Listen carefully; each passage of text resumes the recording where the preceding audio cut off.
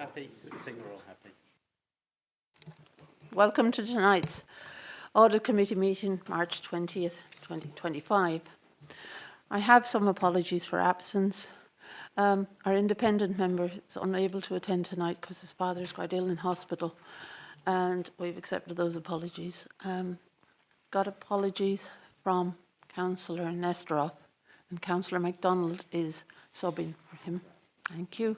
Have I got any other apologies or anything somebody wants to say? Councillor Lawrence, thank you. Chair, thank you. Can I give my apologies? I have to step out of this meeting at 7:25 for approximately half an hour to attend another meeting. Thank you. Thank you.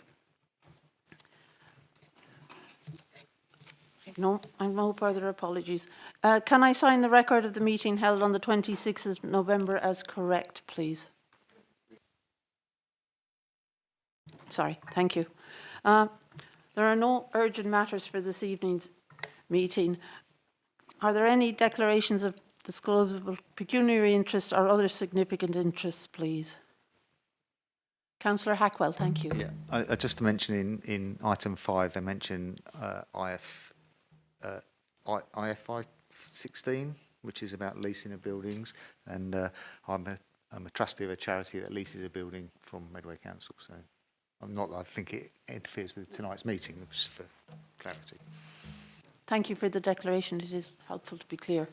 Any others? There are no other declarations. Thank you. I'd like to come to item 5 now, the audit plan for the year ending 31st of March 2025. And I'll ask Bill Watts, Chief Operating Officer, to introduce this report for us, please. Thank you. I mean, I haven't got much to say in terms of an introduction. I don't know whether Andy wanted to say a few words before we hand over to the auditor. I was only going to say, basically, it covers the, one is the core fees that were set out here, and also it covers the audit plan, which is at Appendix B. It's in a lot of detail, and I'm sure Matt or Ibby would like to talk to this one. Thank you. I'll hand over to Matt if that's who wants to take it forward first, and then we'll hear from others. Yes, thank you for that, Chair. So this is our plan for the 24-25 financial year. I think in high-level terms, the level of the sort of risks included in there are largely standard to what we've shared with you in the past. I think it would be right to just reflect in terms of certainly some of the early pages of the report around the environment in which the council is operating currently. Obviously, lots of discussion around reorganisation and those kind of things. So we've certainly reflected on a couple of slides there around, I guess, where things are and sort of areas that we'll be looking at, certainly as part of our value for money work on there. So that's important to sort of draw out. Obviously, the continuing process to reform the local audit system is also acknowledged there, and again we'll continue to see how that progresses over the course of the audit cycle. I think, as has been touched on earlier, there is a new standard for acknowledgement this year, so that's IFRS 16 leases. It's applied from the 1st of April 24, and there's obviously a range of work that will take place in respect of that, and I know Ibby and Andy have been having conversations around the process of that so far.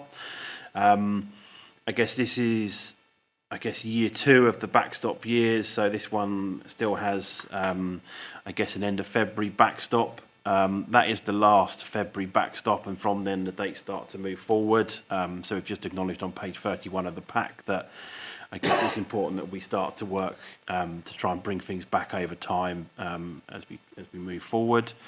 In terms of, I guess, the sort of significant risks that are there flagged on page 34 of the pack, as I say, they are largely a standard suite of risks for an authority of your size. We've drawn out sort of separately the land and buildings, council dwellings and investment property, just to make clear, I guess, that there are different sort of strands of response to each of those, but effectively it's a significant risk over property, plant and equipment. We've also acknowledged the group position and the need to consider the involvement of those within the accounts. Also on page 34, we've set out our proposed materiality figures for the year, which, as I say, is reflected there. We'll obviously revisit those when the final accounts are prepared and issued in June. I think that was all I specifically wanted to go for in terms of the sort of detail. Of course, more than happy to take any questions on specifics, if that would be helpful. Thank you. I'll open it up for questions. Councillor Hackwell. Thank you, Chair. A couple of questions. The £75,000 fee for 22 and 23, what's that actually for? I know it's a reduction from 120 down to 75, but could you just explain where that money was spent or proposed to be spent for those two things? And in your proposed audit plan for 23-24,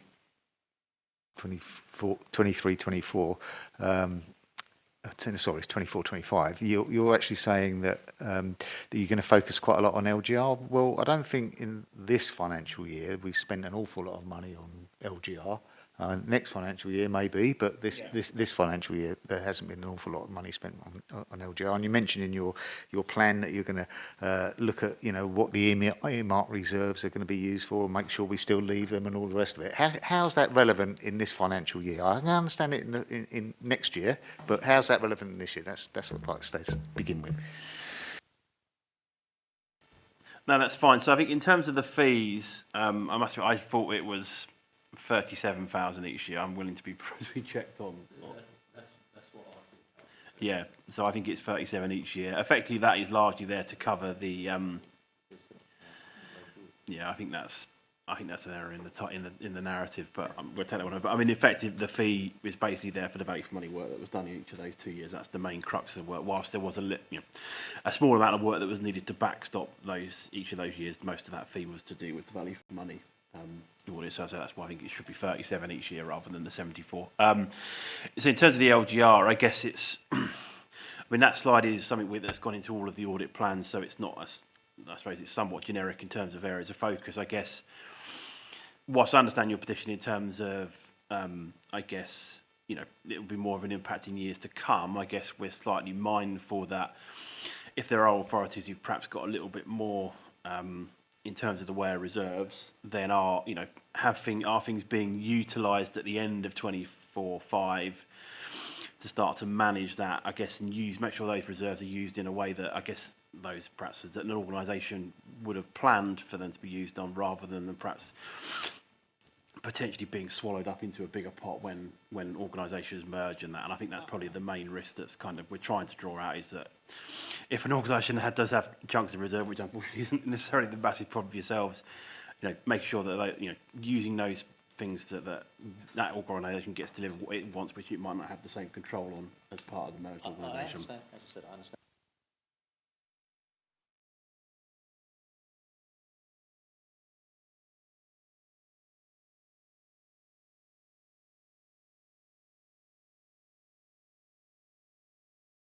Councillor MacDonald and then Councillor Lawrence.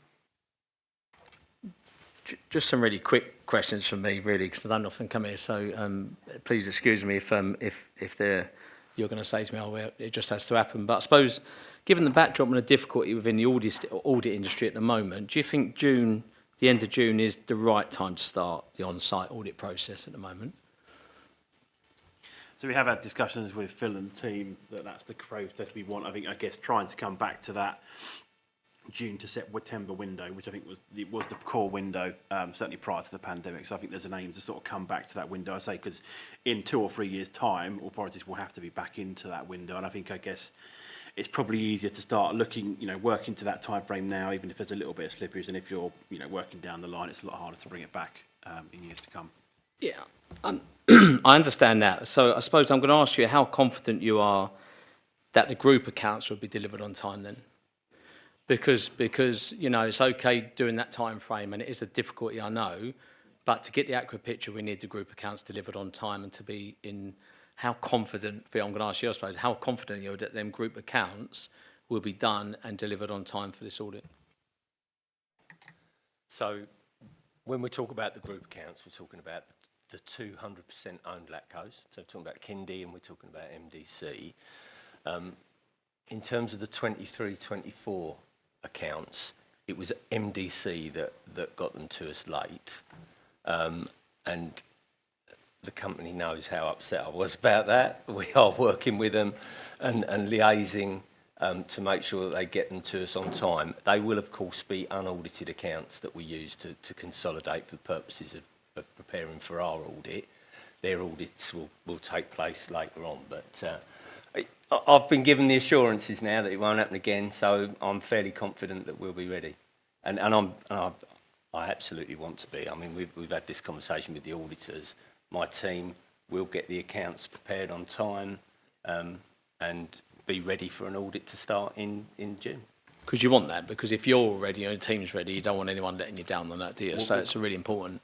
Kind of picking up on the first part of your question, my team don't just live to do an audit, a statement of accounts and an audit. They've got other work that I need them to be doing, and any slippage in the audit means that they're distracted from doing the other core responsibilities. So I want to get back on track as soon as possible. And to be clear, Phil, I wasn't saying your team. When I said difficulty, I was talking about difficulty in the audit industry and the changes that are going on more than... my last one, you won't want me back in. And my last one's around... I read about, previously valuations were given as a reason for delay in the audit process. How confident this will not happen again this year for the previous accounts? I mean, I guess we will obviously having conversations with Andy and team in terms of making sure we're getting the understanding we need at this stage of the process, and as far as I'm aware, that's on track, isn't it? Is that correct, Andy? So again, it's something that it's an area of focus for us because that's where the regulator focuses on. I can say what you like about whether that's the right area, but that's something we have to focus on, and we're doing all we can to make sure that happens in a timely manner. Yeah, I'll just say, obviously, we've been working with GT over the last couple of months on planning for this audit, and as part of that plan, things are very clearly laid out. We know what the risks are. We know those main areas that GT will be focusing on, and valuations are one of those, along with pensions, and in this year IFRS 16. Those are the things that we know we've got to get right. But we're working closely with our own valuers to ensure that they know what we expect of them, and we get those valuations in a time that we can challenge them ourselves before we can actually produce the draft statements. And just through you, Chair, that's reassuring to hear, and I suppose because of the timeline, you're really working to make sure that that's going to be coming in. Okay. Thanks very much. Thank you, Chair. Councillor Lawrence, your turn again. Thanks, Councillor Brown. I've only got one question actually on this report for once. I was really pleased to see there's a couple of notes regarding cybersecurity. I think I remember raising this back in a very hot Medway Park when we were all thinking about going for a swim at one point during the meeting. But I think a part of the risk I see is our ability to deal with a cyber attack, and I think we had one not that long ago actually, a denial of service attack, which I think the guys in the team handled really well. But I'm very conscious of the current situation with, say, MCH, who've been offline for 4 months. Have you? And, it's our ability to make sure that where we're exchanging data with a partner, that they've got really good cyber security. So it's a two-sided sword. Yeah. So I see you're doing some work on the council's internal financial systems from a cyber, but I'd really like to see some work done on the external partners we work with. For example, are we doing proper due diligence to an ISO standard when we're contracting with larger contractors? Thank you. Thank you, Chair. Yeah, that's fine. I mean, I think at the bottom of the IT strategy page we have got there is a cybersecurity work plan, so we'll work through that. I mean, I think it's a little limited in scope, and I know you've raised your concerns before, so I will take that away and feed that into my key colleagues to see if there's anything we can do. As again, I think I said last time, I think it might be something that internal audit are able to focus on, but we certainly will take that one away and make sure we can, if there's things we can do, we're happy to take that forward. Yeah, I mean, I know this is pretty much a set in stone now because you've done a load of work on this. The last thing you need is some council going, well, I think you should be doing this. But even if it's a piece of work that we can develop over the next 12 months, I know in my own business, and I own a small business, if I want to do business with any insurance company, I have to go through like this 19-page document proving that I've got good cybersecurity and good data protection. And I'm hoping that something like that goes on in the council. Thank you. Yeah, and I mean, I think actually what we probably could do is feed it in as part of the value for money work, because it's kind of in that governance piece, isn't it, prospectively. So what we'll do is I'll take that point away, feed that into colleagues, and we'll try and pick some other stuff. Thanks. Yeah, but should we...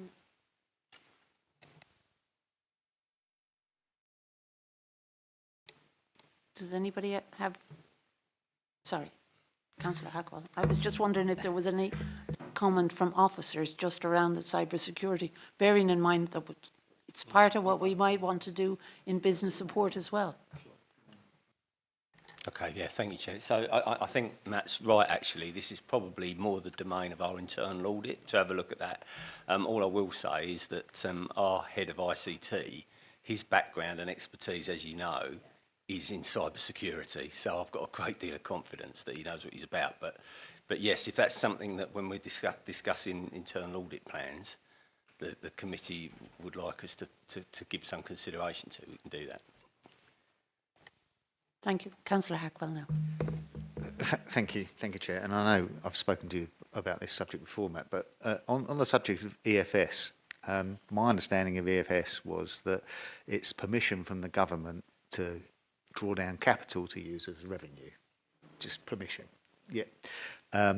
How is that going to be audited that we've drawn down the right amount of EFS, and when? Because in my head I struggle with the when part of it, because I imagine that if we were short of 18 million for this year, we'd run out of money in February and have to draw it down like an overdraft. But it doesn't appear to work like that. So I just like a bit more explanation of how it works and how you're going to make sure that it's been spent properly. I mean, so I'll start and the Phil might want to come in. So in terms of where it sits in the accounts, it'll feed through the capital financing note, which I can't remember what that route would be. So it'll flow through in that form. Obviously, we will do a detailed review of that note, and obviously check that the number that should have been brought down has been brought down. And then obviously we will look at, I guess, where that's been allocated to. Effectively, it's kind of that flow in a way. I mean, in a way, effectively, it's one of those, effectively, it comes in as a balance number that then balances the whole really effectively. So it's a bit of an accounting oddity to a certain extent in terms of how it plays through. But yeah, rest assured we will look at that to make sure it's in where it needs to be, and it's been used accordingly. Phil wants to come in on that one too, please. Yeah, can I just say that's a really good question, Gary. And I was quite interested to hear Matt's response, because as far as I'm concerned, we haven't been given a huge amount of guidance ourselves about how the department expects the auditor to give us that assurance, and I suspect they've given even less guidance to the audit firms. So it is an interesting one. I think the way Matt's explained it, when they're looking at our balance sheet and what have you at the end of the year, they'll in the income and expenditure side of the analysis and the revenue account bit in the explanatory note, they'll see to what extent we've finally overspent. I'll use that language, but it won't be exactly exactly where the figure is, and on the basis come to a conclusion as to whether what we're actually asking for final, that will inform the final capitalisation direction that the Secretary of State will give us. But yes, we haven't been given a lot of guidance about how that process will work. I have just one question, just to follow up on that one. In your report, you say you're in discussions with the NAO on this matter. Is there a named person at the NAO that talks to a named person at Grant Thornton about this? Or are we just going into inquiries at nao.com or whatever? I mean, so there is a rather unhelpful, there is a generic inbox, but there are a small number of people behind it who we liaise with, their former colleagues of some of ours as well. So there is generally a small number. So whilst it does go in, it's one or two people who are used to this, and obviously there are a range of authorities in this position. that we'll be working through. So yeah, rest assured there is people, the people that side know what they're doing. We will know what we need to do in terms of getting that assurance. I mean, I've worked for other authorities in the past, and it's a bit of a blunt process in the sense we will kind of get to a place where we go, we're comfortable, the number is what it should be. We'll let the council know. The council will then email MHCLG.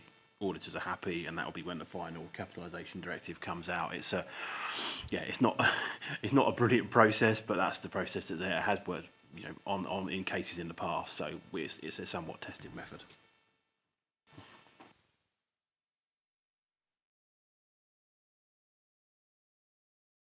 Any more questions on this? I move to the Vice Chair then, please.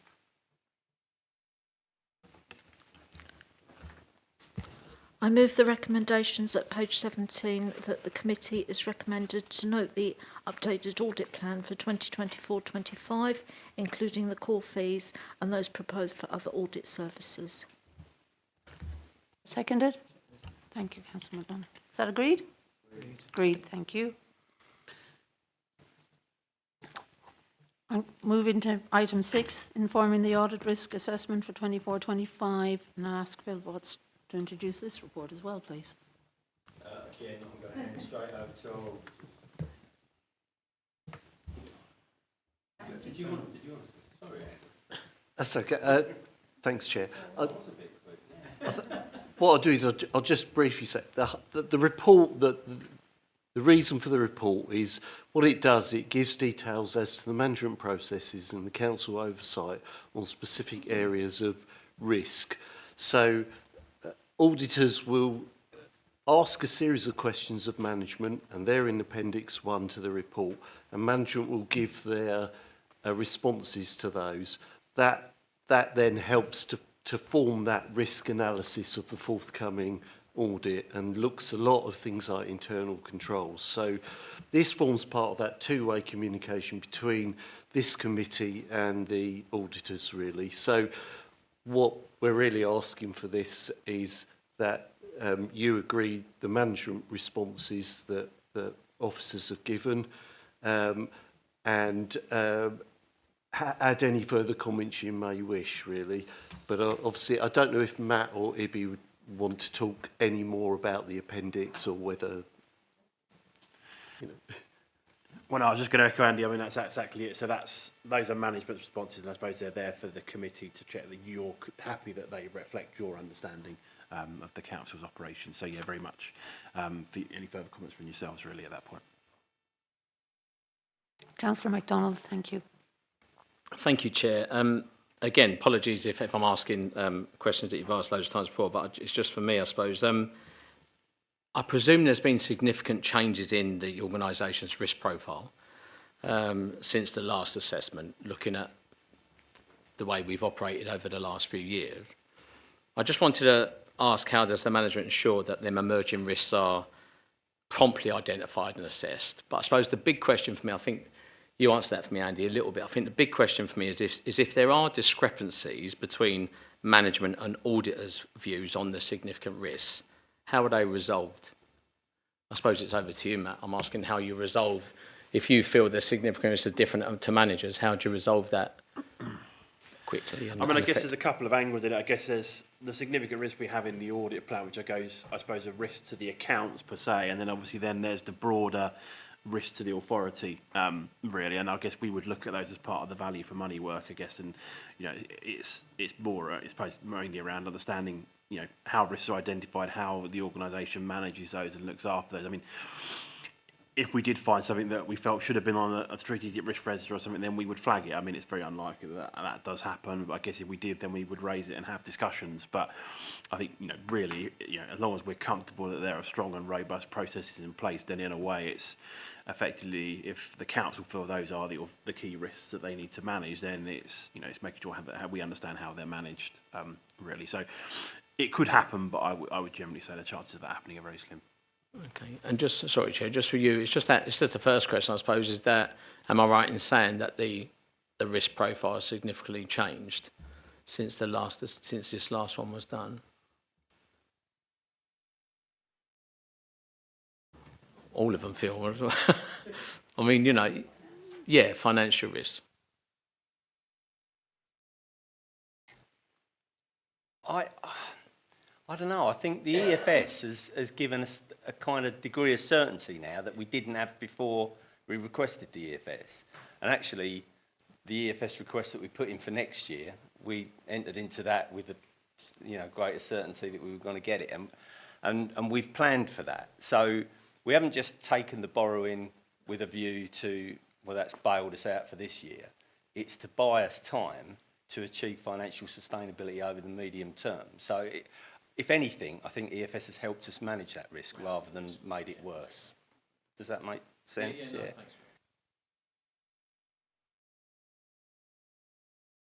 Councillor Hagbell. Thank you, Chair.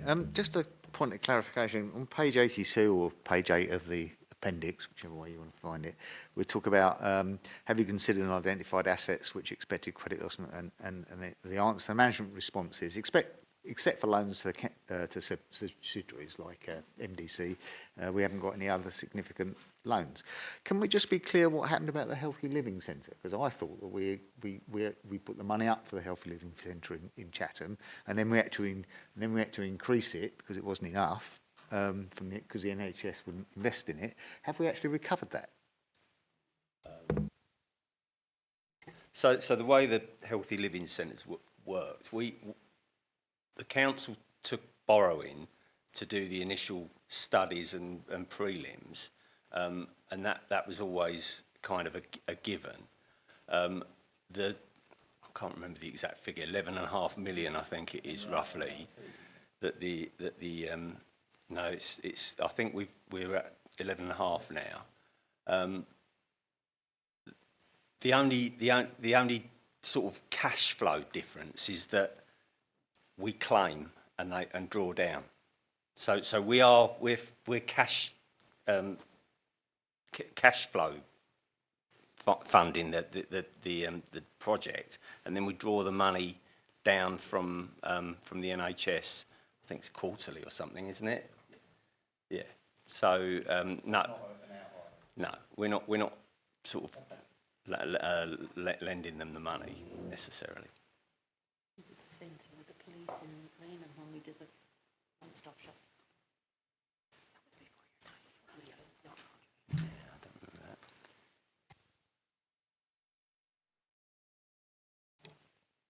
My only question on this is, and it goes to Matt, are there any answers in here which you were surprised about?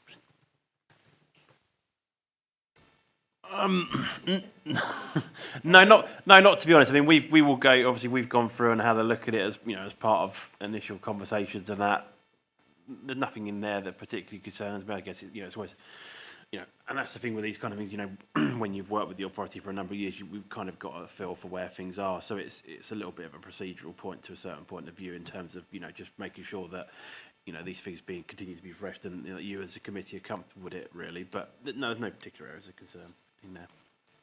There's a reason I asked that question, because I'd read the previous report in which you said that there were some weaknesses in the governance arrangements. And we've challenged the governance arrangements at this committee several times.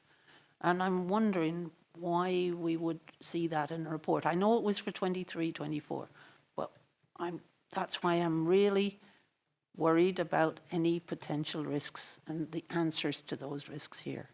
Because our job is to provide assurance to the public, collectively.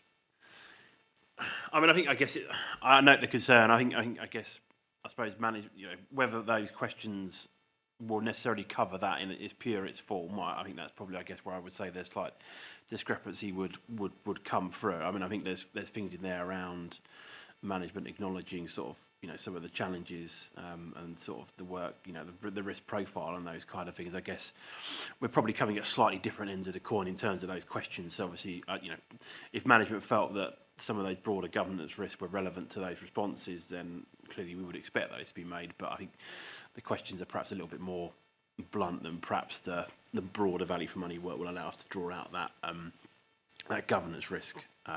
Really, I would say. So that would be my view as perhaps why there's, a perceived inconsistency between the two. Thank you for the clarification there, Matt. Appreciate it. Councillor MacDonald. Sorry, it's only a quick one. Just following off from that, it's a really good comment you make. Is it not so if it was a weakness in the previous report, would it not be a real highlight issue for you to make sure it's in the next one, like Councillor Brown is saying, to focus on if it was a weakness before? Wouldn't you be making sure that you focused, not obviously everything else is the priority, but focus on a comment like that about governance being weak? Shouldn't it be something that you would definitely flag up and definitely expect to be in your next audit process? So, so obviously it's something that we will follow up, and I guess if we jump back to the governance weakness in the plan, obviously there's a weakness we've flagged there, and certainly as part of our work in 24/5, we will clearly follow up and see where that's gone. I guess that second document, is ultimately management's assessment of those things, and I guess if management felt that there was a real area of concern they wanted to draw out, then yes, that may well go in, but I guess management would now be of the view that there's stronger arrangements in place in that area and so on. So I guess it's different ends of the coin as well. And that's what I was making sure. I think obviously it's not always good for management to say that councillor governance isn't great. And it's always, although Phil wouldn't be worried, he's very good at looking at strong governance and making sure governance. But I suppose from your point of view as an auditor, if it's not in the management paper, you would still be going back on that because it was a weakness last time. Yeah, as long as I'm reassured. Yeah, no, absolutely. So those areas we will be focused on in 24/5. Absolutely. Yep. I mean, I doubt it.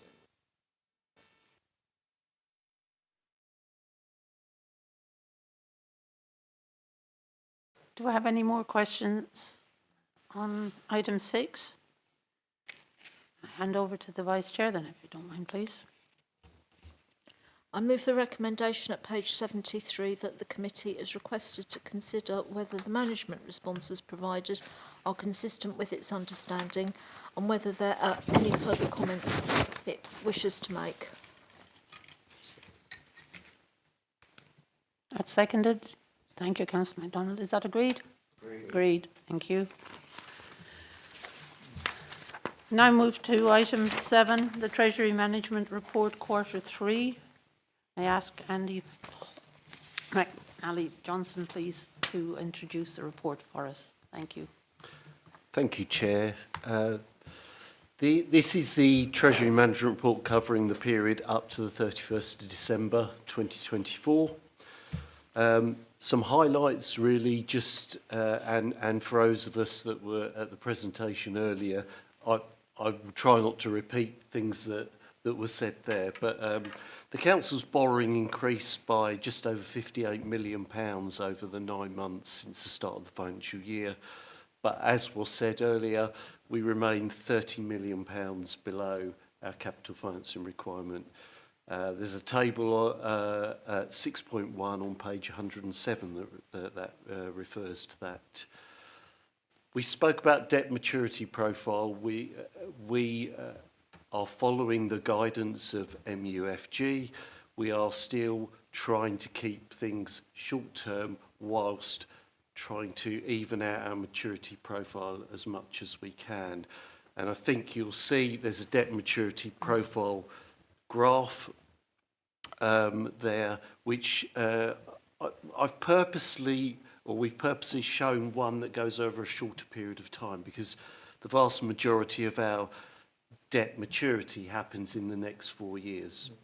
Okay, so we've shown that, but what you'll see from that is we are trying to even that out over a period of time whilst getting the best rates that we can. As was mentioned earlier, the local authority market has been a little difficult of late, but we will be looking to see if we can take advantage of that in the coming months to see if we can get some lower rates when we have to refinance, if we have to refinance.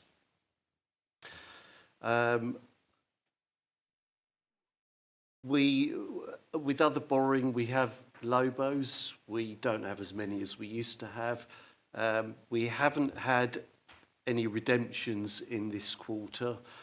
We are aware that still with interest rates where they are compared to those option rates that on the LOBOs, we've had indications that there could be some further requests to call those in the next financial year, so we'll keep our eyes on that one as time goes along. Onto the property fund, again, as was mentioned, there has been a real upturn in the performance of those, and you'll be able to see that on the table on page 108. They've risen quite a lot, especially with Patrizia, and that was explained. That's due to a change in the use of one of their assets, which has got planning permission. It's hugely increased the value.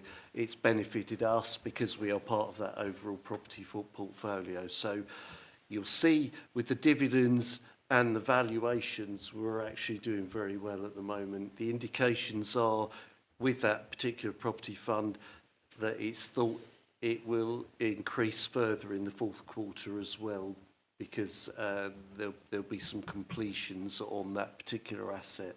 So it looks like things are looking good there. Going on to the property fund which ceased last year, Lothbury. At the time it ceased, we were given a valuation of £3.6 million. We took a loss, our loss in the last financial year from its original value. So we're just waiting to get that 3.6 million back. And as you'll see from the table, we've got over, well, 3.25 million back already. So we've only got just over 400,000 left to get. And that will when we get that will depend on when the properties are sold. But as we said in the last quarter, we're confident that all of those monies will be returned to us. Our investment performance remains in line with our peers. As you'll see, the graph at paragraph 8.2, the top of page 109. What I would say is with the property funds increasing, and we will be looking to obviously get our best investment prices. You know, with any luck, things will move slightly in a better direction going forward. With compliance with Treasury limits, we have had no breaches in this quarter. And at Appendix 1, there is an economic update, although you've already had quite a detailed one in it for those that were at the presentation. But for those that were, Appendix 1 will show that. And I'm happy to take any questions.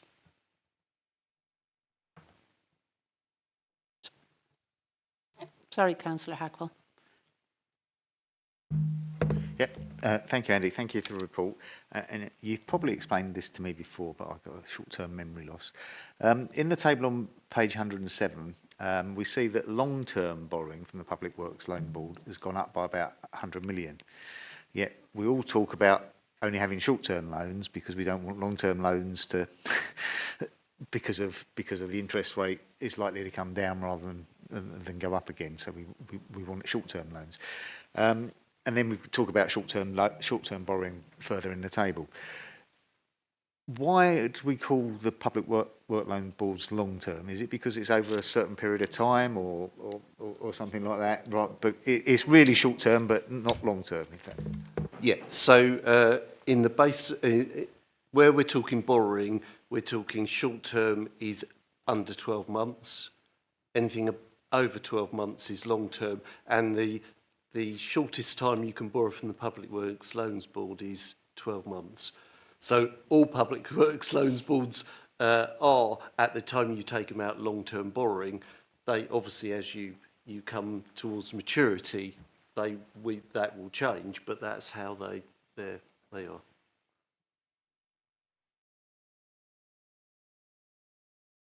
I mean, I'm really pleased to see a lot flatter graph in the graph that's underneath here. We've been, every time we give you a report, we're worried that we've got 70 odd million in the next couple of months, but this is a lot flatter and a lot better now. So thank you for doing a good job and refinancing those loans.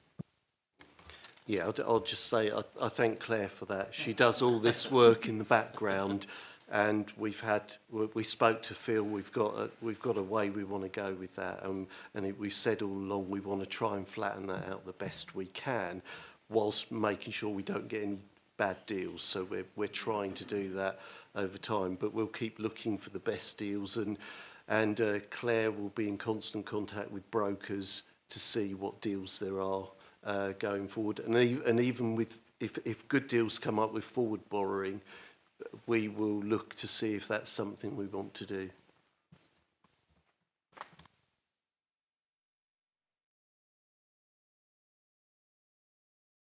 I've got one quick question, Andy, and it probably can't, or maybe can't be answered tonight, but we lost money on Loughbury. Do we remember? I can't remember how much we did. And does that mean by the re-evaluation of the one that built the data centre, we are going to sort of even out to recover that over time? Not from our accounting point of view. So there's two different things here. The reason that we had to incur a loss on Loughbury was, although there was a statutory override in place for revaluations, because the fund ceased, and therefore whatever at that point, whether it's in this case a loss, you have to take that through your income and expenditure statement. With normal valuations, if there wasn't a statutory override, then those would go through your income and expenditure statement. The statutory override has now been extended until 2029. So we're now currently looking into what we may or may not have allowed for in the budget, and I'll speak to Phil about that with regards to our own interest and financing. Yeah, just to add to that, so all the time that the profit or loss on the fund is a book figure, then the override means you don't have to run it through the profit and loss account. Okay. But if say that fund value got up to 7 million, and we at that point redeemed it, that would be a genuine profit that would offset the losses that we made on the Loughbury one. Right. All right, if that makes sense. Once it becomes real money is what Yeah, you're when saying. it becomes real money. Yeah, sorry. Yeah.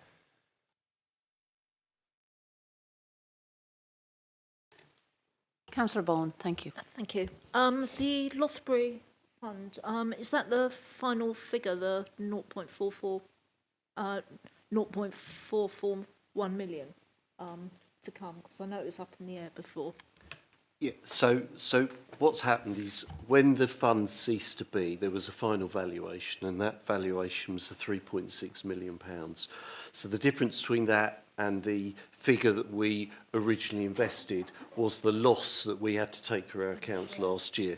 All that's happened is the assumption is that final valuation, there's the plan that we should get that back, and that's the information we've been given. As those that are administering Loughbury sell off the properties, we will receive those amounts, and currently we receive 3.25 million of that to date, and it is coming in fairly regularly. So they are as and when they sell.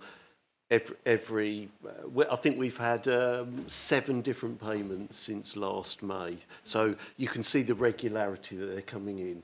And yeah, all the expectation is we should receive all of that £3.6 million back.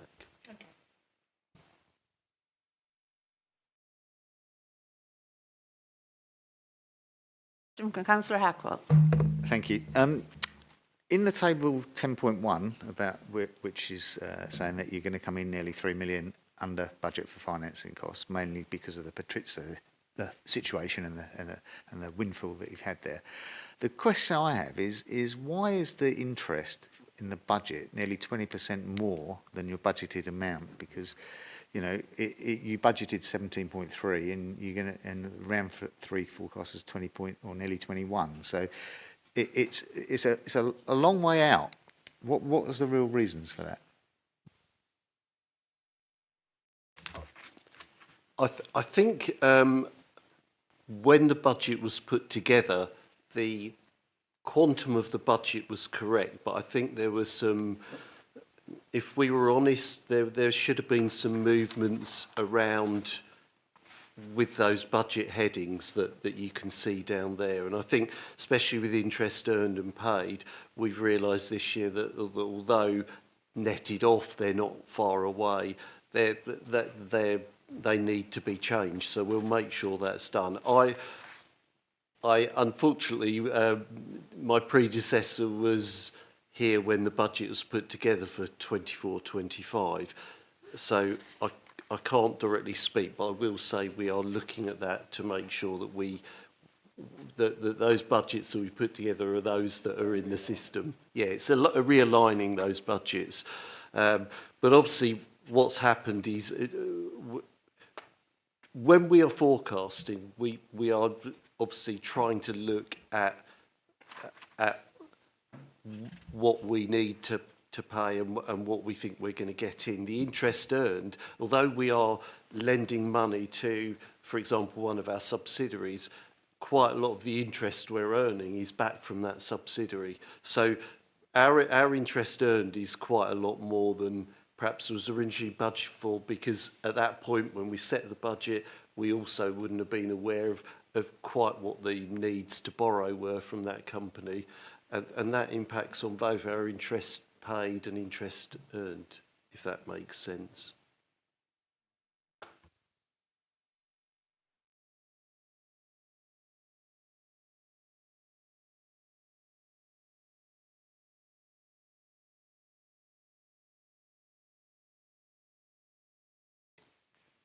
Any other questions?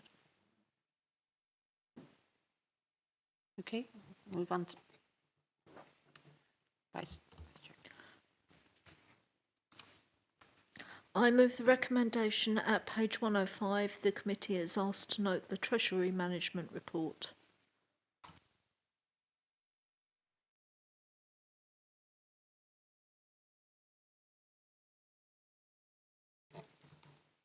We're moving on to internal audit update for December 24 to January 25. And I'll ask James Larkin, Head of Internal Audit and Counter Fraud, to introduce this report. If you don't mind, James, please.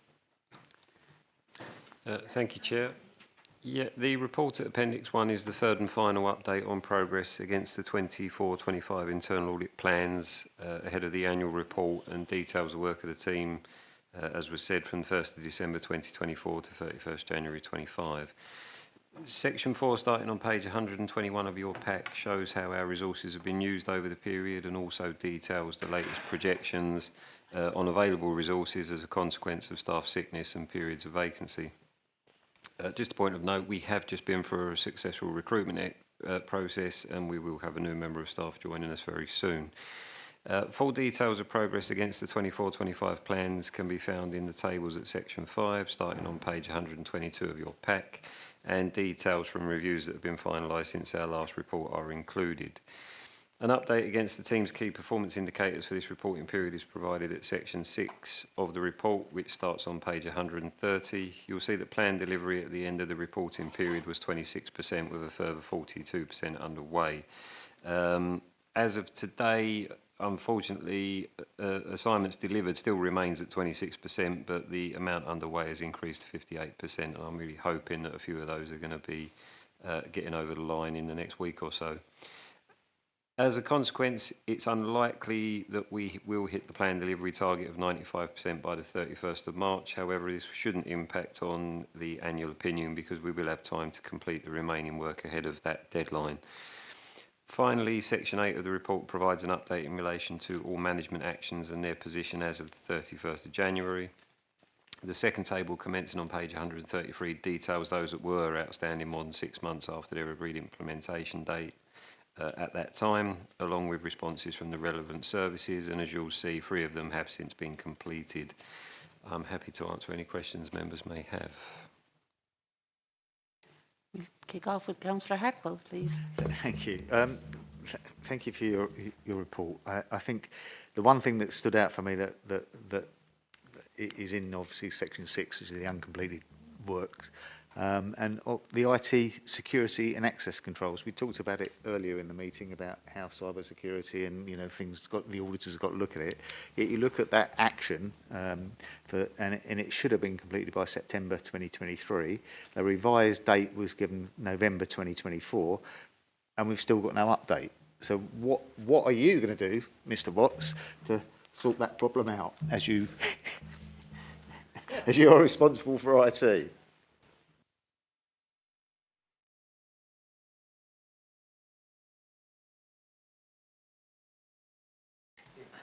It's in the report. It's the outstanding actions. There was one outstanding action that should have been completed by September 2023. Right, yeah. It's on page 133. 133. IT security and access controls. And we've been talking about IT security Yeah. earlier in the meeting, so it's an important subject. Good join up. Well, I mean, the short answer is, now that you've raised it, I'll go and talk to Keith. IT, yeah, no update received. Is it that one? Yeah. I have to review the IT security policy, relevant appendices. Yeah, okay. Audit Committee's raised it. I'll chase up Keith. Can you come back to us and let us know what the outcome is? Yeah. Thank you.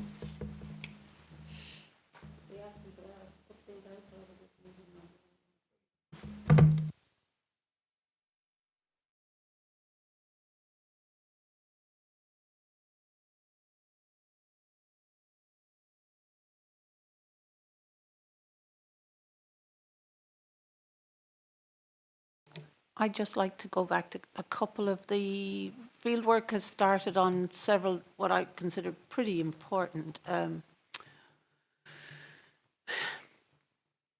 elements or activities, sorry, the heading is activities. I'm particularly interested in just understanding how we've gotten to some of these very important ones like private housing enforcement and stuff like that. I think one of the questions is probably going to be around, and this is for the benefit of Councillor MacDonald particularly, because he'll want to understand how you decide what the activities that you're going to audit are. And some of those, do they align with council priorities, or are they just a big risk area? The sort of, I'm not trying to do your answer, but I'm just trying to draw out why they might be the way they are. Yeah, I can answer that now, or would you rather I pick it up when we get to the audit plan, the plan for the coming year? Because obviously that part of that part of the explanation for that item is the process of how we get to what's on there. But I mean, I'm happy to answer it now if you prefer.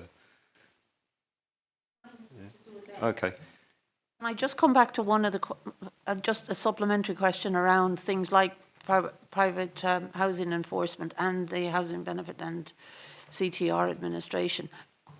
Do we have an idea when this field work and report will be done? Are we talking a couple of months, a couple of weeks? Thanks. I'm hoping it won't be too much longer. Obviously, we've had a lot of, as I say, some of the audits have been delayed because of sickness and vacancies, as we've discussed in previous meetings. We've also had obviously the quality controls undertaken by the audit manager. We've had significant changes, or we have to prepare for significant changes to the way we operate because of changes to the audit standards. So we've had a lot of work we've had to do. That, of course, has impacted on her time as well as mine, and that has delayed some of the quality control work that she normally carries out. So I'm hoping that now that we've done a lot of work around preparing for the new standards, we've still got more work to do. But there's key documents on the agenda tonight, which we've obviously been focusing a lot of attention on and trying to get sorted out. So I'm hoping that now that that's done, the recruitment exercise has been through, because obviously she's had to deal with that as well. We can start refocusing on some of this and get a few more of them moving forward a bit further along the process. Thank you, James. Any other questions? Councillor Hackwell? Just one. just going back onto all the actions, what is the process of elevating, tonight we've just elevated one, you know, in your, what is the actual process of, is there a review at the senior management team? Do you present this to senior management team? How are those actions that haven't been done highlighted to the senior management team, I guess, is the question. Yep, no problem. Obviously, the actions are agreed at the conclusion of any audit, and it is for the service to determine when the time frame for when those are going to be implemented, because obviously they know what other pressures they've got and things like that. We then have a follow-up process, so when it reaches that date, everything is set as month end. About midway through that month, so if it was due at the end of March, for example, about midway through March, all the notices would go out to the responsible officers that have been named. Can you give us an update? Has it been completed? If not, what's the progress?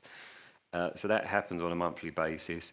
Quarterly, we send updates to all the divisional management teams, so all the assistant directors, etc., get a list of all the actions for their division over that quarter, what's reached its due date, what's been completed, what's still outstanding. It also gives a forward look. These are going to become due in the coming quarter so that they're fully aware of what's going on.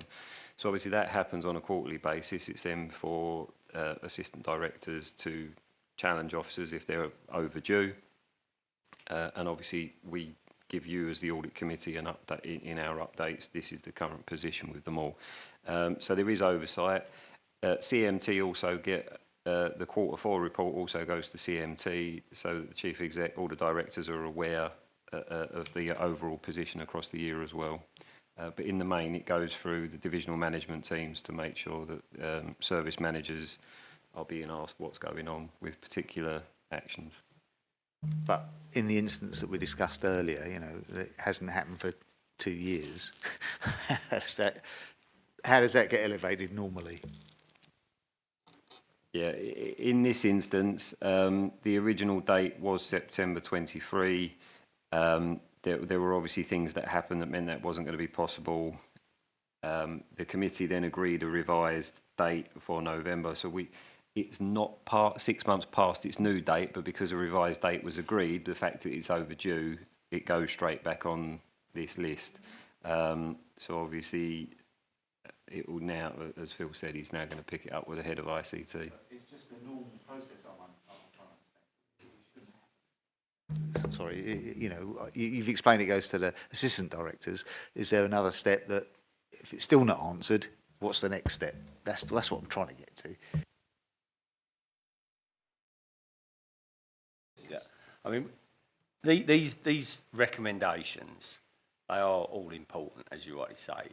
All I'll say in this specific case, it said it's to review the ICT security policy. So it's not that we don't have one, it just hasn't been reviewed. And you're right, it said we were going to review it a year and a half ago, and we haven't yet. But it's like so much of our work, it falls down the list, doesn't it? But, you know, there's no excuse. Audit Committee have raised it. I'll talk to Kurt. In fact, I've already sent him a message now. We'll try and expedite that one. But it's the process. Yeah. Well, I mean, the process is as James described. He is the head of internal audit. He'll escalate if service managers are not meeting the recommendations. He'll escalate it to people like me, and it's for me to chase Keith and make sure he's done it. But in this case, I've obviously not prioritised it above the other things that I want him to do. You know. I just think there should be a process that says, right, if I don't get an answer from assistant director level, what's the next step? Do I wait 3 months? And if I still haven't got an answer, it now gets presented at CMT or something like that. That's what I'm looking for. So that, and that's what I'm hearing. I'm hearing the Audit Committee is saying they're not happy that we've not acted on this, so I'll take that message away. All right, so this is the ultimate place of escalation. It's outstanding for 6 months, it comes here anyway. okay.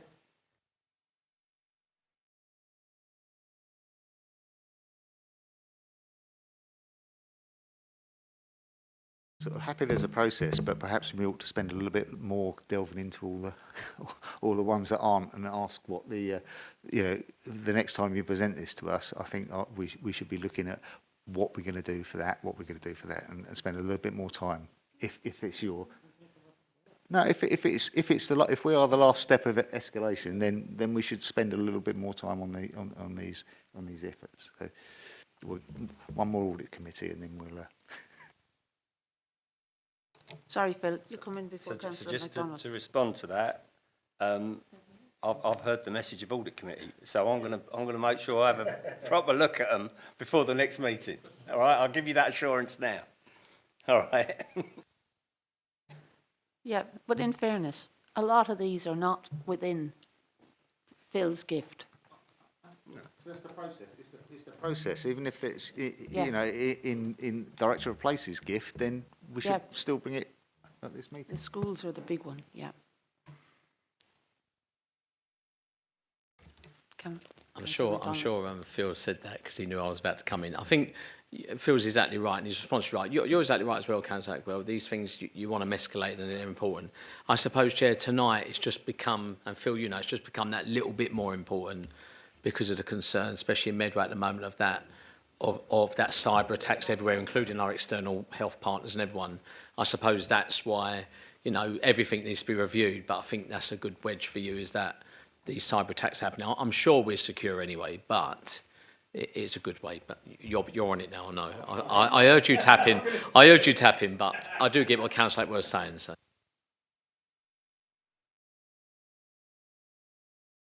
Do we have any more questions, comments? Okay. And I'll move to the Vice Chair then, please. I move the recommendation at page 117. The committee has recommended to note the outputs and performance against the internal audit plan for Medway for the period 1st of December 24 to 31st of January 25, as detailed at Appendix 1. Second. We now move on to the Internal Audit Charter, pages 137 to 152, and I ask James to introduce this again, please. Thank you, Chair. Yeah, the document, Appendix 1, will be the first of a number of documents presented to you this evening that have been updated to ensure conformance with the new global internal audit standards. As detailed in the covering report, the requirement to have a charter was included in the public sector internal audit standards, but the new standards have introduced some additional requirements, put my teeth back in, that need to be reflected. This document has always set out the purpose, authority and responsibility for internal audit, although those three elements are now combined under what is referred to as the internal audit mandate, which for local authorities is provided under the Accounts and Audit Regulations 2015. Under the new standards, the Charter must specify as a minimum the internal audit function's purpose, commitment to adhering to the standards, the mandate, organisational position and reporting relationships. Now, the Institute of Internal Auditors did provide a model charter, however this was before the application note for local government was introduced, so we have taken the model charter and combined it with elements of our existing charter to create the document presented to you this evening, which we feel meets all the requirements of the standards while taking into account the variations outlined in the application note. As members will see from the reporting schedule in section 7, there will be some changes to the timing of some reporting to this committee, and some of the reasons for that will become clearer with the next item. But I want to stress that these are just changes to timing, and the committee will continue to receive the same level of information. Some of it may just look slightly different as we move forward. I'm happy to take any questions members may have. Councillor MacDonald. Thanks, James. It's good to see, obviously, I had to quickly whip through these because of something tonight, but I presume that the charter will still give you internal auditors like unrestricted access to all records, personal, physical stuff. It doesn't block any of that, does it? It gives you the full access, is that right? That is exactly the purpose of it. It specifies our authority and what we can do. So once agreed by this committee, that effectively gives us our authority, gives us that unrestricted access to everything.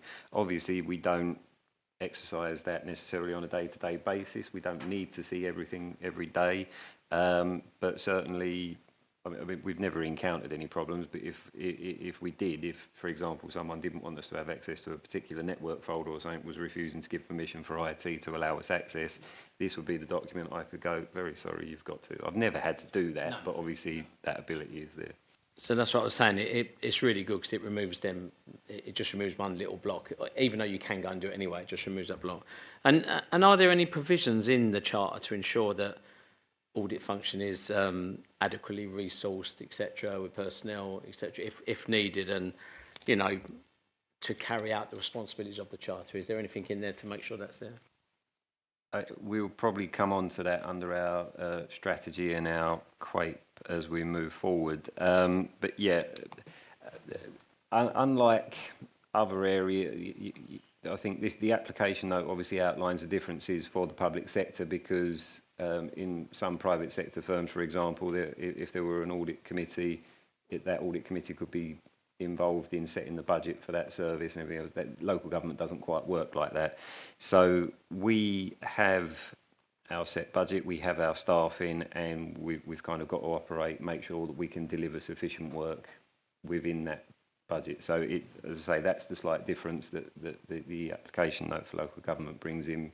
Whereas before we had a whole set of standards, you know, there were the institute outlined the internal audit standards that every organisation worked to, and then the public sector internal audit standards were the variation for the public sector. Yeah. This time around, they've said we're not going to do a whole secondary set of standards, which is why the application note just outlines where those differences need to be applied. I mean, just for you, Chair, just finally, I suppose I saw something. You're right, councils run differently, and I've seen some councils use the charter to ensure there is no reduction of funding in the department, because obviously you're a key function, and you know, I'm not saying we're going to reduce it because you're the ones that you do the internal stuff for us, but I suppose what I'm saying is they put it in there to ensure that there is a protection of some kind. I mean, it doesn't take away the protection from a cabinet member changing their mind, I suppose, but hopefully that would never happen here. But they just added it in as a, whether it means anything on paper, I was just wondering whether we were thinking of doing that. But if you're reassured that we don't need to do that, then I'm happy. No, part of the reason for being in a shared service was to achieve financial saving while still delivering what we needed to. So the creation of the shared service means that both authorities are satisfied they've got sufficient resource within internal audit. There are no plans to change the level of staffing. So no, I'm not the charter is there to obviously make sure that we've got sufficient, but yeah, no, I don't think that's going to change. Sorry, Chair, just finally, because I remember the shared service part. Does it mean that both Gravesham and Medway will operate this charter exactly the same? Because obviously in licensing things are different. Even though we run by the same licensing on a shared service, things are still different how we operate. Is it going to operate exactly the same under the standard of the charter? Yeah, there obviously the individual councils have their individual work plans. We report on progress against those. Documents like the charter, the strategy, and the quality assurance and improvement programme that we're going to talk about in a minute, those relate to us as a service, not the council individually. So these documents went to Gravesham's Audit Committee on the 6th of March, off the top of my head. Literally a couple of weeks ago, just for timing. So these key documents go through both committees, they're approved by both committees, and we then obviously that's how the service operates in line with these ones. Councillor Hagman. Just a quick question, James. You mentioned there'd be some changing in time, and in the report it says you're going to present it at least 3 times a year. What was it in the old charter? How the 3 times a year reporting updates against the plans, there's no change to that. That's still happening.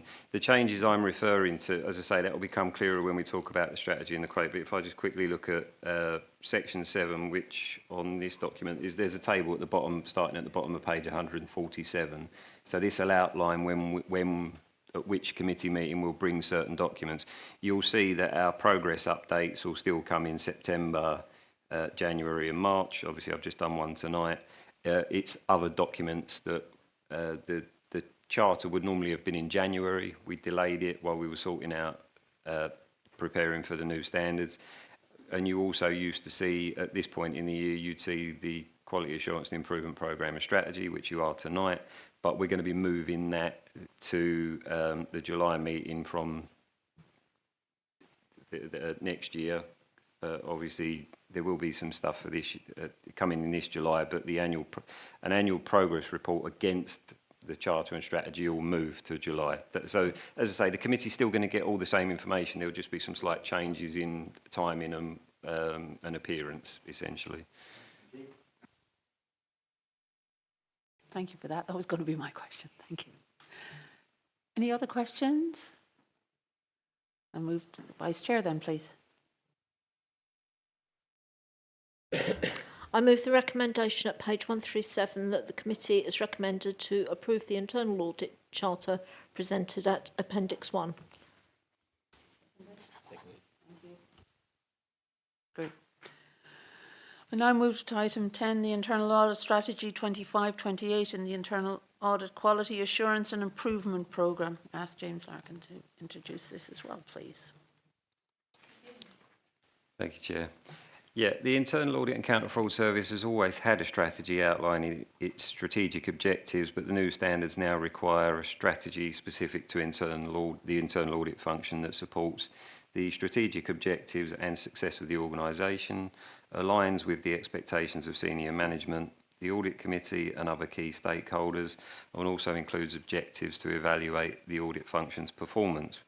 We've therefore developed a new strategy covering the period 2025 to 2028, which is obviously to align with potential for local government reorganisation, and this can be found at Appendix 1. Now, this focuses just on internal audit and a small number of all aspects of the internal audit function and includes both internal and external assessments as well as other measures to support continuous improvement. The QAPE Appendix 2 has been designed to support the strategy, which is why it's been included under the same covering report, and includes details around how the internal and external assessments will be managed, along with a number of performance measures. Now, unlike previous years, our day-to-day performance monitoring is no longer included within the QAPE, as this has been focused on broader measures that are specific to the service rather than the individual council.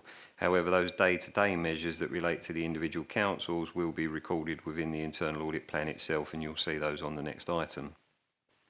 As mentioned, there will be some changes to when the committee receives some of our usual reports. And as we were just discussing, in the summer we will present our self-assessment against the new standards along with an action plan to address any areas of non-conformance.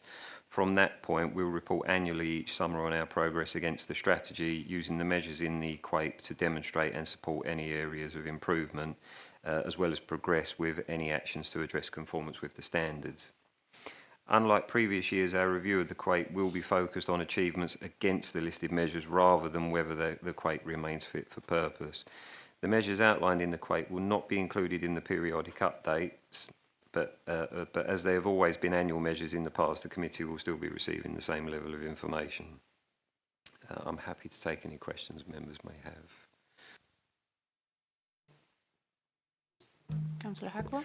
Is there any new measures that you've included in this document that we haven't seen before? You're trying to test my memory now, aren't you? Okay. There are some slight changes in the indicators. As I say, there are now there's 18 measures in there, so that's probably more than we had in our QAPE previously, which used to pick up all the stuff we include in the periodic updates, like plan delivery and things like that. So yes, there are some new measures. We've put back in things like staff turnover. We are looking at individual staff performance, but we're reporting this on an annual basis. So if you look at number 7, for example, the percentage of our insurance engagements where field work has been completed within target timescales. If we were to, what we plan to do is at the end of this year, so we've got all this information available, we've just not necessarily reported on all of it, it's been for us internally, as it were. What we plan to do is, we've had some massive impacts this year, so what we want to be able to do is at the end of this year, we'll be able to see where we're at with these. That will become our benchmark, and then we'll be looking to improve on that year on year. So yes, there are some new measures, and this is about driving that continuous improvement within the team. Councillor MacDonald. To be relieved, Chair, I've only got one question. I suppose it's around that. I mean, I think it's a really good document, and thanks for highlighting the changes. I think My only question would be, whether it's to you or Phil, is about that word of reorganisation and devolution, etc. Are you going up too far here with like 20? I mean, it's really good to look ahead, 2028, but with that local government reorganisation, things are going to be changing. Hopefully, internal audit should stay internal audit or even get stronger. But are we? Maybe you'll just say to me, you'll carry on as business as usual. But are we overdoing it for your team, really? Why didn't you go to 26 or 27? Because things will, I mean, unless I'm going to be told differently, things will definitely change, right? So you'll be coming back here, which is fine. Hopefully, James will be coming back. But you'll be coming back here saying we've got to change this now and we're scrapping this and we've worked on, whoever we join up with, we're working on a new document. Yeah. No, the strategy is about our long-term goals for development, which is why it goes over the three years. Obviously, the work that we carry out on a day-to-day basis, as it were, that's in our annual work plan. So that's all still reviewed every 6 months and dealt with. But in terms of developing the staff and the service and things like that, we need to set out a longer-term picture of how we're doing that. So obviously, we've set the strategy over the next 3 years, and there are only a small number of strategic objectives in there, and the bigger number of measures that are in the quape are obviously designed to support those strategic objectives that we're aiming for. So this is about long-term goals. Our short-term working goals and day-to-day stuff, that's in our annual work plan. So that talks about, that's where the changes are really going to be. What work are we doing? I mean, if a new authority, we've kind of posed this question to ourselves, if a new authority is being launched from April 28, for example, what do we do during the financial year 2027-28? Because we're kind of be auditing processes that aren't going to exist in a few months' time and things like that. So we have started asking ourselves those questions already. But as I say, that will be factored into our work plans on a 6-monthly basis rather than the longer-term stuff. Through you, Chair, and I suppose I won't ask you, James, because you're too modest, but Phil, I suppose, is it a way of setting out your store, of showing that you've got like one of the best internal audit teams in Kent, for example, and that the standards that we operate under are something to be aspired to? I'll say that you do that, James, but something to be aspired to from maybe other authorities that might want to join us. Is that what another way of doing this is? It helps us with as well. Yeah, shall I respond to that, Chair? We've had this conversation at CMT and with the administration, and we're not naive. We recognise that things will change when LGR happens, but the message is we carry on our own improvement journey, and our improvement journey, the FIT plan is a fundamental part of that, but the aspirations that James has laid out in his quote here are all part of that, and we're not going to stop that and wait for whatever happens from 2028 onwards. And yeah, there is a bit of that as well. It's about positioning ourselves and our staff so that when the opportunities are there in a couple of years' time, they're best positioned. We've got well-trained, well-developed staff that are ready to exploit these opportunities. So you absolutely, I mean, you answered the question yourself, Dan, didn't you? But I suppose I was just saying, we have had that conversation as a CMT. Yeah, definitely. yeah. I mean, I know you have. I mean, it has to be recognised, Chair. I know I don't come here often, but we do have a fantastic internal audit team and finance team as well. Don't want to miss Phil out. But I suppose it's right. We do need to make sure we show others of what we do and how we do it better than, for the future and always changing, which is really good to show that we always just change and not just doing the same thing each time, year in, year out. Thank you. James, it's me. I'm coming back to something, a couple of things. One, we talked about working with some of your peers across other organisations just to benchmark how well they or you do. I know this is about our internal journey, but and you did say something about assurance engagements, but that was more internal. But working outside, we've talked to this committee about the benchmarking with others, and then when you were doing your presentation, you quite rightly talked about some of the real successes that you've had in the last 12 months. Does this document give us an opportunity to revisit some of that absolutely key work where you've done some really amazing stuff and raised the profile of internal audit, both internally and to members? The external benchmarking, I think, yes, we have discussed that. That came up as part of our external quality assessment. So obviously, as document says, the Quake focuses on both internal and external assessment. So what we've got outlined in here is focusing more on our internal assessment. So it's more about what can we do. We do have an external quality assessment every 5 years, and our last one was, I think now, the point scoring they had, we were kind of right up, well in the top of the average scoring for that area. So, yeah, I was very pleased with that result. It's that benchmarking being done independently as part of the external quality assessment that you are referring to. Obviously, our next one will be due in, ironically, early part of calendar year 2028. So we'll have to see what the position is in terms of who we're merging with and what's happening, and a decision will be made about what's going to happen about that assessment. But it's the external quality assessments that include the benchmarking. I think we talked briefly at a previous committee about some of the informal stuff that you do for professional development for yourself and other heads of service. Presume that will all continue as just part of the professional development side of this. Yeah, obviously, as part of the review of the pay system, they're bringing in a new leadership framework and things like that. So there will be continuous professional development for me in that aspect as well. So obviously as a council employee, not just as in my role as head of audit. I think some of the stuff we've sort of talked about in the past in terms, are you referring to our annual surveys that we sent? Are you referring to our annual surveys? The next one's due to go out fairly soon. Yeah, I mean, that's where we get feedback from staff and in terms of our profile within the organisation and things like that. And it has improved over the last few years. I'm not sure what impact the closure, the current situation with the limited amount of desks in Wharf and things like that, whether that's going to have any impact, because obviously we don't necessarily maintain a presence here at the moment. I'm hoping that doesn't create too much of an impact, but we'll see what happens.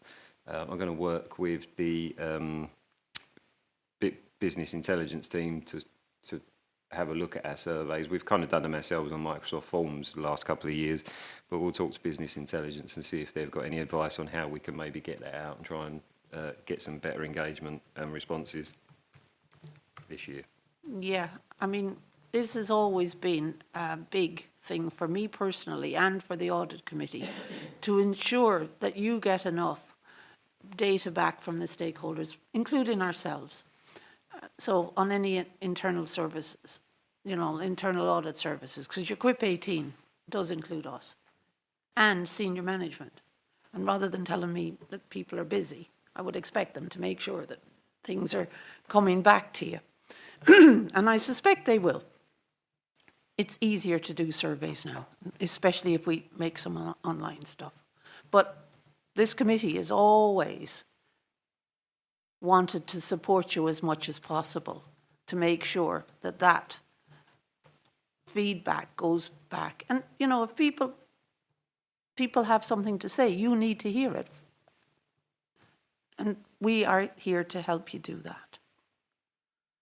So what I would like to do is to make sure that this committee is minded to liaise with you on the volumes that are coming in before you have to actually formally present it back to us.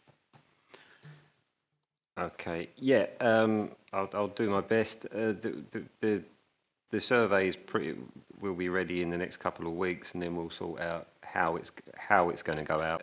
We may not have, we'll be the only one going out to everybody, but we'll see what happens. We'll see what happens. Thank you for that. Do we do any compulsory surveys in the council? Mandatory, yeah. I mean, where I used to work, you know, it told you that you had to do this, you had to do this, and it came to your final day, and if you hadn't done it, you could not log on and do anything until you had completed that survey. You just couldn't get onto anything. Yeah, and I just wonder whether not that maybe it's the count for all, but do we do that for anything?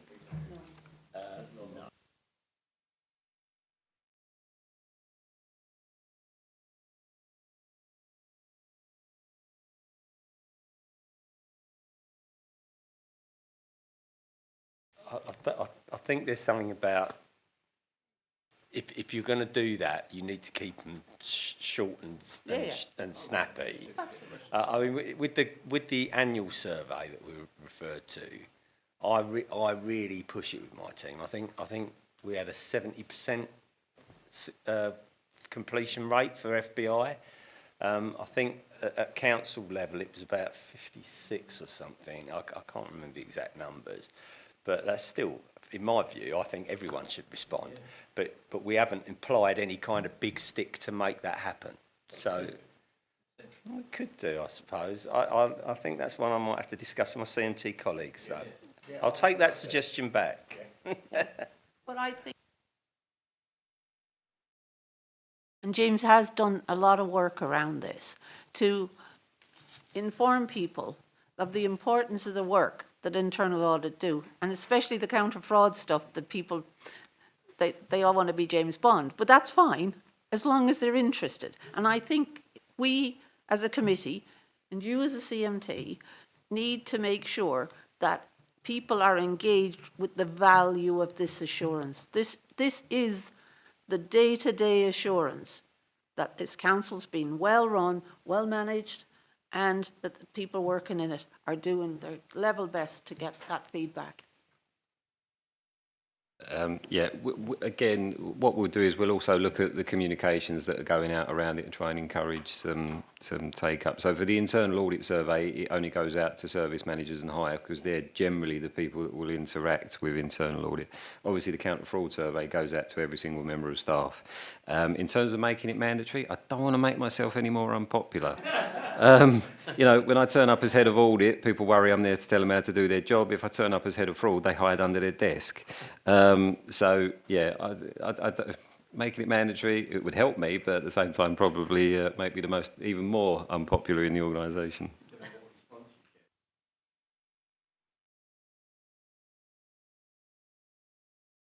One more question from Councillor Hackwell. Yeah, in the actual work plan that you've got out there, you know, reference 1, 2, 3, 4, the up to 11, where you're going to do the audits, is that what it is? The corporate objective risk assurance work, or is that just put in the? That's on the next item, I think. Oh, is it? Sorry, I've jumped ahead. Yeah. Sorry. It's all right. We've all got to go home too. Can I ask? If there aren't any more questions on this item, can I ask the Vice Chair to move the recommendation, please? I move the recommendation at page 153 that the committee is recommended to approve the internal audit strategy 2025 to 28 presented at Appendix 1. Agreed. Thank you.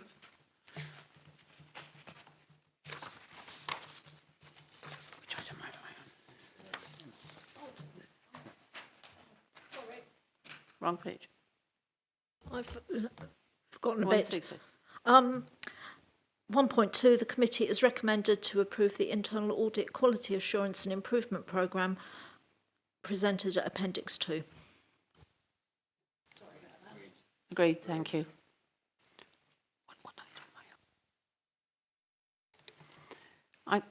Can I ask James to introduce the internal audit plan for Q1 to Q2, 25-26, please?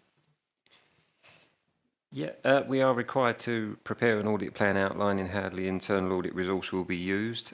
So the risk assessment to inform the plan was completed after consultation with all directorate management teams to gauge divisional management teams, so that we ensure we consult with service managers as well, to gauge the views of managers on what they consider to be the risks to their services in the coming year.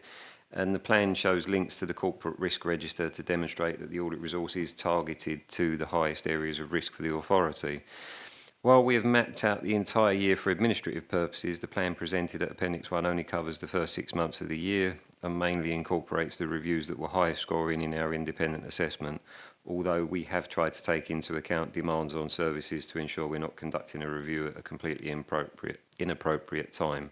I mean, if I was to try and audit finance sometime during Q1, I'd probably be lynched. We will be reviewing our risk assessment in July to reflect any changes in risk priorities and prepare the plan for the second half of the financial year, which will be presented alongside the first update report in September. Members may notice some small differences in sections 1 to 3 of the plan document, which are to ensure conformance with any new requirements in the standards and also alignment with the other documents presented this evening, but nothing has substantively changed on previous years. One key difference for this year is in section 5 for monitoring and review. As noted when I was talking about the measures in the QAPE, those are about showing continuous development and improvement of the internal audit function, while the measures in the plan are about our performance against our operational targets for the individual council. Now, it's these measurements that will be included in the periodic updates presented to the committee to demonstrate the team's performance in year, which again is what you've always received. I'm now seeking the committee's approval for the proposed plan for Q1, Q2, and I'm happy to take any questions.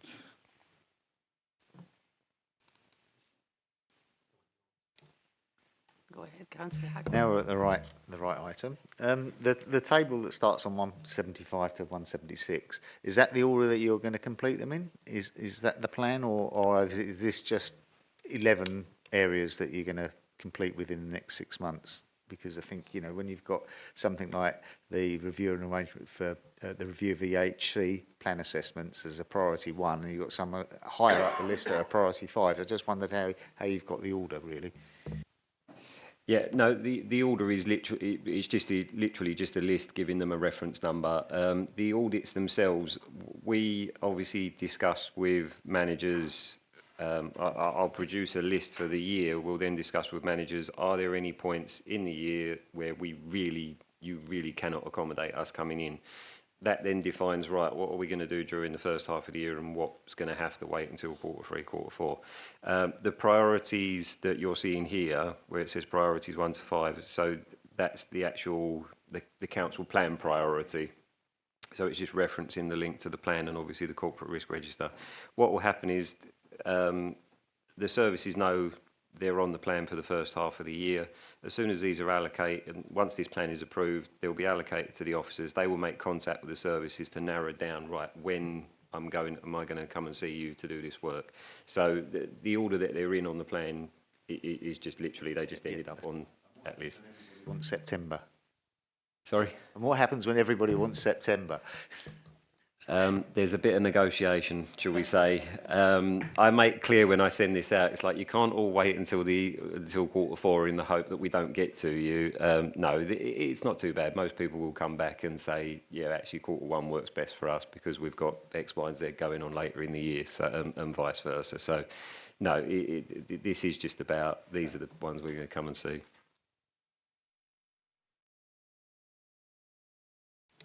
Councillor Lawrence. Thank you, Councillor Brown. I noticed when we were going through the budget process, on the regen budget, the insurance costs were ratcheting up each year.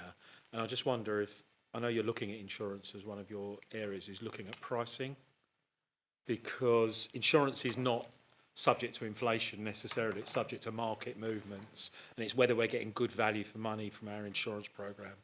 And that's looking at things like deductibles, self-insured, as well as insurance that we buy across the council. I don't know if we're looking at that in certain areas. So obviously the Regen Directorate has all the assets in it. But that would be one area I'd be interested to see if you've got the capacity to do a work around pricing. The other area is just picking up on the conversation about cyber and whether we can just fit that in at some point or even start having a discussion with the great team who run the ITC, but I'm really looking at it from the procurement, how we do business without third parties, so that when they when we interact with them as a part of our procurement processes, are we asking questions about cyber? It may well be that we have only got enough time to say, yes, we are asking questions, and then actually next year we might do a bigger piece of work on what those questions are and how we go about assuring that the people we're working with. Some of the smaller companies may need a bit of help in that area, to be fair, because it's very daunting. But I'd be particularly interested. And there's one other area I'm interested in. We asked a question about pay and sick at council a couple of council meetings ago, and there's a very big increase in the council's cost of sick pay. Now, some of that is because we've actually increased the number of people work, so, you know, things are slightly proportional. But I'm wondering if any work's ever been done to make sure that all the processes around sick leave, return to work, how, you know, when do people trip over into half pay, for example, whether we've actually looked at all of that to make sure that we're treating everyone equally across the council. Thank you, Chair.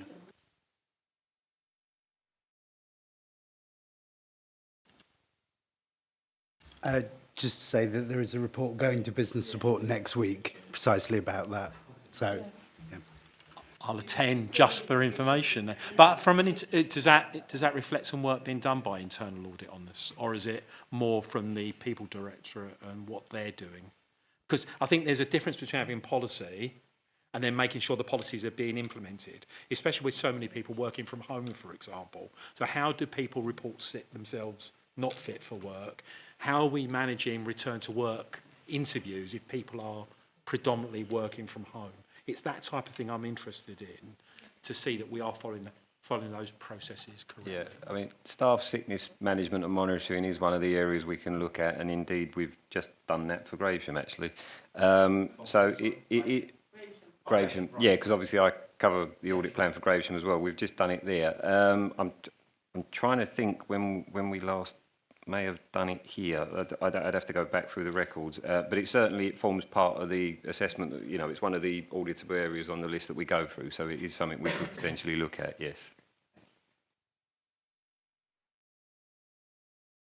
So insurance arrangements. So what you're asking for is an audit of whether we're getting, or is it consultancy that you're after, about whether we're getting value from our insurance Yes, I think arrangements?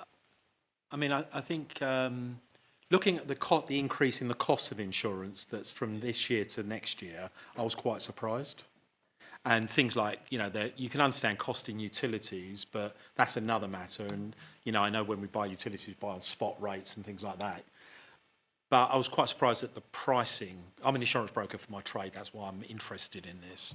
And, you know, insurance pricing is not current price plus RPI, you know, CPI.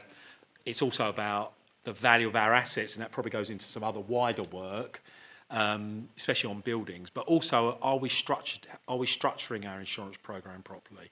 So thinking about our cash flow, can we take bigger excesses, or can we do more self-insurance? It's things like that. It's more around the process of insurance. I can definitely respond to that. I thought that's where you were going with this. So we've got a new manager in the insurance team now, and she's been looking at exactly that, working with our advisors, Marsh, and looking at, because insurance premiums are going up. Yeah. That's what we're seeing. Yeah, okay, so it very much depends on class. So Yeah. Insurance just doesn't go up. So shipping costs will go up. No, of course. Yeah. Liability costs, motor will be different. But, you know, there will be some classes where it will fluctuate from But year to year. what she's been trying to do is be more sophisticated about understanding understanding our own risk profile around different categories, and where the risks are lower, but in terms of likelihood, but the premiums are going up. She is then renegotiating excesses. So exactly the point you just made. I don't necessarily see where you want audit to come in on that one. Yeah, so there's a piece of work going on which is review of arrangements to maintain appropriate insurance cover and process claims. Right, okay. So I just took that opportunity to, if you can flesh that a little bit out, but maybe it would be better if the insurance manager, if the insurance manager does her piece of work and then maybe reports to the appropriate ONS, and then you can pick it up from there as another piece of work later on. Maybe that's the way to do it. Yeah. Just to say, in terms of where IT can really save money is in processing claims, and are we making, how are we doing that?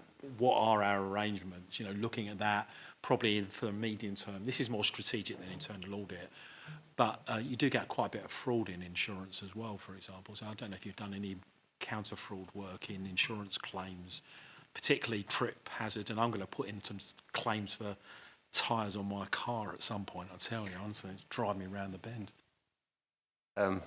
Yeah, we just picking up on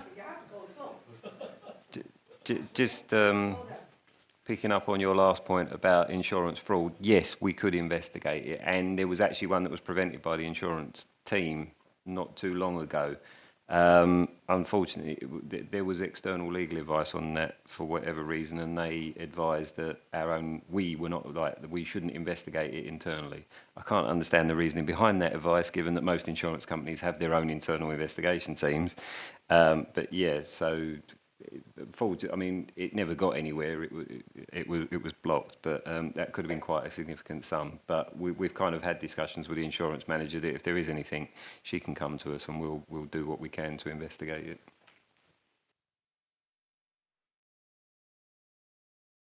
Do I have any other questions? Well, no other questions. It's over to you, Vice Chair. Thank you.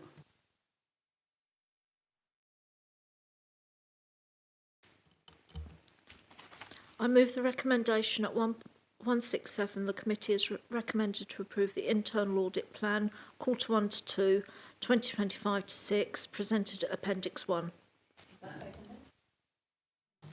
Sorry, just in terms of the three things I spoke about, whether they're going to be included in the recommendation. So there was one on doing some work on cyber, sickness policy, and that. Otherwise, these things just get lost. They don't.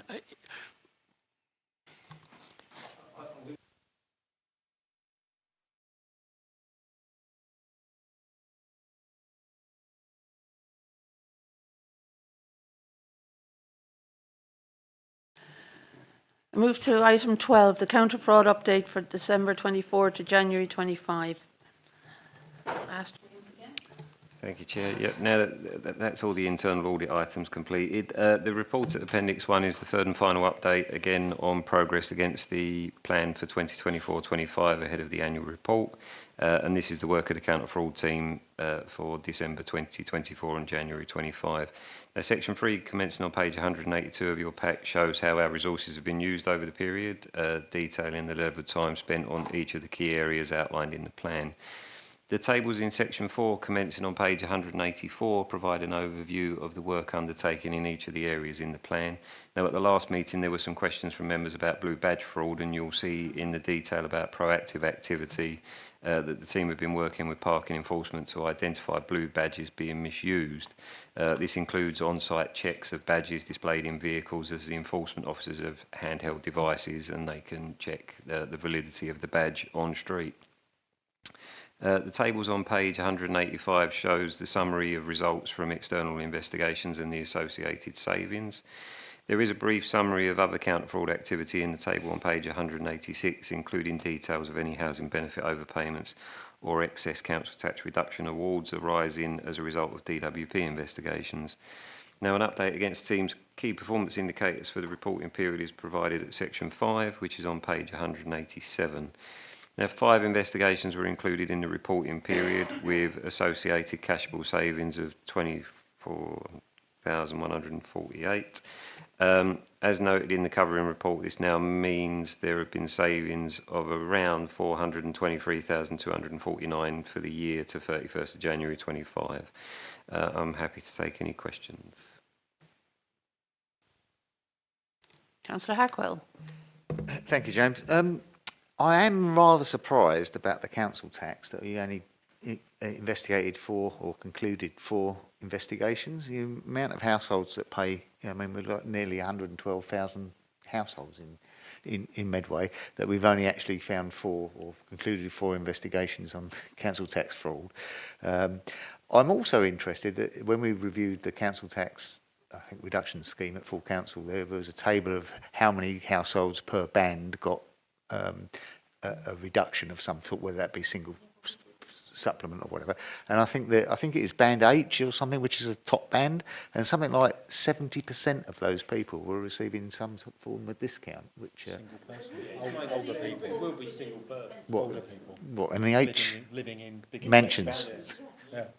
But so if you could just, it's just a statistic that actually really surprised me. And why is it only 4 out of 120,000? Really, is it?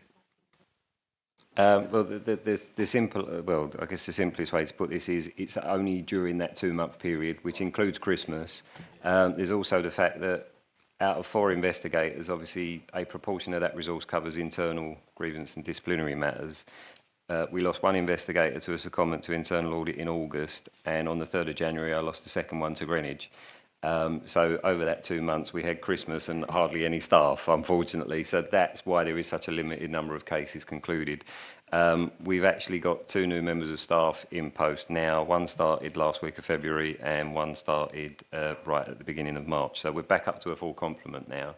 We've also had the National Fraud Initiative data matching come through, so what you'll see, we'll end up with a bit of a spike because we're going through all the data matching stuff. We've kind of, because we're victim of our own success, as it were, because we've got so up to date, we've had less cases. You've had a massive splurge of cases that we've dealt with when we caught up, but now it's starting to plateau a bit and what have you. So it's based upon the referrals we've got. But for this particular period, obviously it was very short anyway, but I had no staff. So.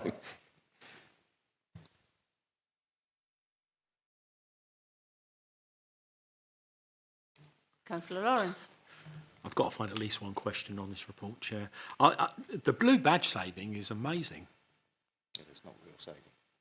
But if people have been using the blue badge when they shouldn't have been using the blue badge, I'm assuming that's how one of the ways you're catching people. What are we doing? Are we able to prosecute those people or gain something back from them? We're actually, I haven't had an opportunity to sit down with the parking managers, but yes, the misuse of the blue badge, so displaying someone else's badge is an offence under the Road Traffic Act, and you can be prosecuted for it. There are other local authorities do it. So what we're looking at is it's very difficult for us at the moment because if we do something, we've got to have a policy backing us up of why we're taking that approach. So we're in discussions with colleagues at another local authority that do a lot of blue badge prosecutions to see what sort of policy they work under and whether it's something we can adopt. But obviously I need to do that in consultation with parking. I can't just go off and say, right, we're going to do this for my team. So it's something we are looking at. At the moment, there's another proactive day planned in the not too distant future. Now the enforcement officers know where the hotspots are. My guys are just going to go out with them. A lot of what we had on the day, I'm told, we did find a photocopy of a blue badge in one vehicle. Not the most sophisticated of scams, but they had a go at it. A couple of those that we found as well, and I'm not sure if they're actually included in the stats, because what we had was some people would receive their new badge. Obviously, it was coming up for renewal. They'd received it, and they still had the old one as well for whatever reason after it had expired, and they didn't really know what to do with it. Why, I don't know, because obviously all the communications from the team are that they should be returned. So they were displaying both. So obviously we took in the one that had expired and returned that to the blue badge team. But yeah, on that first day out, a lot of it was more about starting to get that process going. It's about developing that relationship with the enforcement officers and getting that work moving forward. But yeah, we do want to look at what can we do. Is there more of a deterrent in terms of prosecutions? As I say, the good thing is about losing people to other London boroughs is they keep in touch with you, so you have a mole. So obviously we know what Greenwich are doing in terms of their activity on this, so we're talking to them about sharing some information and seeing what we can do. Chair, can I just suggest that I think it's a great piece of work, but we should be singing this out a bit louder. you know, the council puts out these regular press releases about people who've not paid fixed penalty notices, for example. We should actually be doing something on social media and in other places to say, because it's morally wrong for people to have a blue badge they're not entitled to. So, you know, and also it may deter people as well. If we put messages out, it might deter. Yeah, that is definitely part of the plan moving forward. As I say, this was kind of the pilot, as it were. It was the first time they've all been out together to do this kind of work. So, yeah, the publicity, the deterrent factor, all of that, that's all things we want to do. We're just building up to that now. Mine's only a quick one to follow on from that, really. It is a quick one because it's late hour. I think, late hour, nearly 9. It's late for me. I suppose could the same be done with resident parking permits that are fraudulent? Because we see it all. If you go around the hospital, for example, you'll see photocopied permits. You'll see the same permit per house, which could be to 3 or 4 people. But I know you're entitled to it in the house, but it could be totally different permits being shared across the street.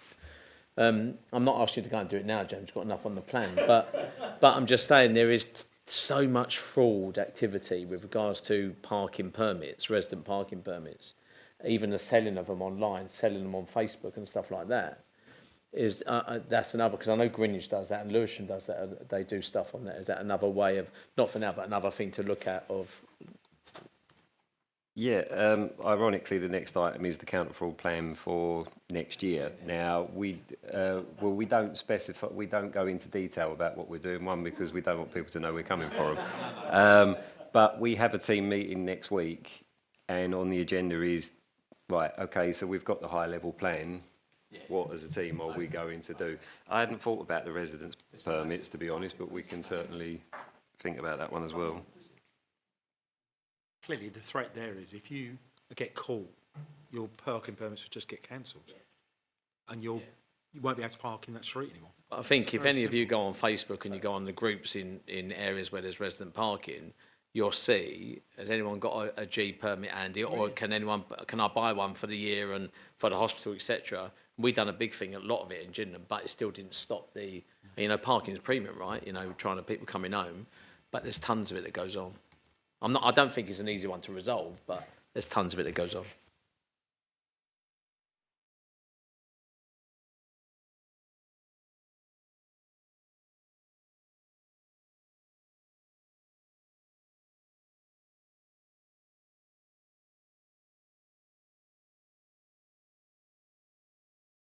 Do we have any other questions? No other questions? I'll move to the Vice Chair, please. I move the recommendation at page 179. The committee is recommended to note the outputs and performance of the counter-fraud team for Medway for the period 1st of December 24 to 31st of January 25 as detailed at Appendix 1.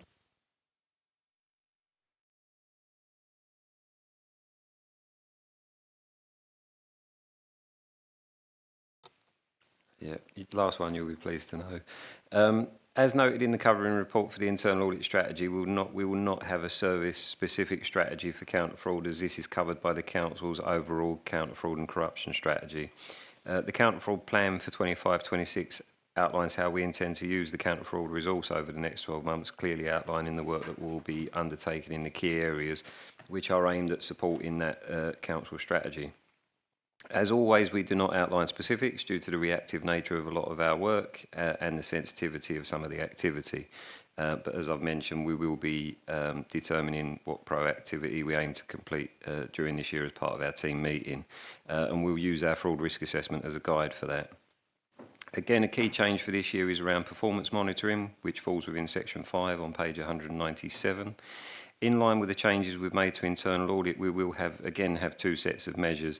So measures of success will focus on the team operational performance in year specific to the council and will be reported as part of the periodic updates, while the measures for continuous improvement will focus on that strategic development of the team. And again, that's applicable to both the service and therefore both councils. That will only be included as part of the annual report, but again, you're still going to receive the same information. That's all I was going to say by way of introduction, but I'm happy to take any questions. It's only really quick on James. I suppose the plan is really good. I'm just interested in how would the effectiveness of the fraud prevention and awareness, how do you measure that? How do you measure the effectiveness of what you do? When it comes to prevention, with great difficulty, because if we've stopped it, how do you measure something that hasn't happened? If you know what I mean. So it is very difficult to measure how effective it's been at preventing fraud. By raising awareness, what I would hope is we'd see an increase in our referrals, so we'd know that side of things has been more effective, because we'd have more cases being reported to us. In terms of measuring prevention, I guess the only way we could do it is that every time, say, Benefits, for example, rejected a claim on the basis that they believe false information was provided, they notify us, and then we try and quantify, right, well, had that got through, what would it mean? But I think it would cost us more to sit and do to try and sit and do the administration on that. So it's a question that's come up in all the forums I go to. We all talk about it, and how do we measure the effectiveness of prevention? Because if we've stopped it, not all of that's going to be reported to us because it's been stopped, as it were. So, it's very difficult. So whoever could bring up a tool or devise a tool might help them, because it is a thing that you don't want to cost money. You don't want it costing money. But if there's nothing in place, I suppose it's the same for all of you. You just crack on with it and just hope for the... Yeah, I mean, the Public Sector Fraud Authority are trying to look at what measurement tools there may be. But as I say, it's very difficult unless everyone who stops something, because the prevention work largely is done by officers across the whole council. So unless all of them reported everything they've stopped, and sometimes they may not even realise they've prevented a fraud, they've just carried out their duties. So it is very difficult. But I mean, in terms of awareness, we are both sides of the service. There's been a new training programme called the Complete Medway Manager. So all managers have been going through that. Operational service managers have been going through that, and lower level managers as well. So we've been carrying out presentations, as I say, in relation to both internal audit and counter fraud, trying to raise awareness of counter fraud that way. We are going to be looking at, we've had training sessions available for members of staff to sign up to via iShare. We're looking at, is there something digital we can do so that it's issued out, a bit like you were saying about the mandatory surveys, like mandatory training. We're looking at, is there something we could do digitally so that the generic sessions, as it were, that's being done, people can view that at their own leisure, and then we will focus on going to team meetings to do fraud awareness training specific to that service. So it's more about the work they are dealing with on a day-to-day basis, not just this is how fraud affects the council kind of thing. So, yeah, we are obviously looking at raising that awareness, making sure we get more referrals, and when we do get them, better quality referrals, so staff know what to send through to us. So, I mean, in terms of a measure for effectiveness of some of the work we're doing, that's where I think that's the only thing we can realistically use at the moment. I think, Chair, just to add to that, if you didn't do fraud, so you get more insurance fraud.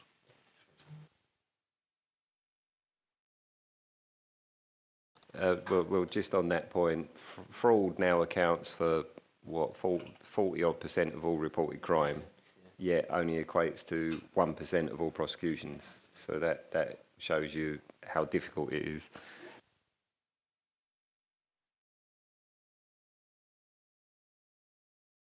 I've got a very quick question, and it is on section 7.1.